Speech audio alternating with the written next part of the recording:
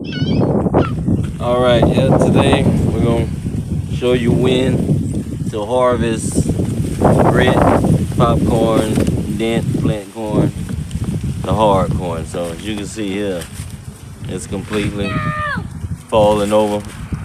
There's no clearer sign. As you see, standing up, standing. Then when your corn here, turn upside down, so it's ready to harvest. Let's check out the color. Give it a little twist. All right, baby, you want to open the corn? Let's see what type of corn we got.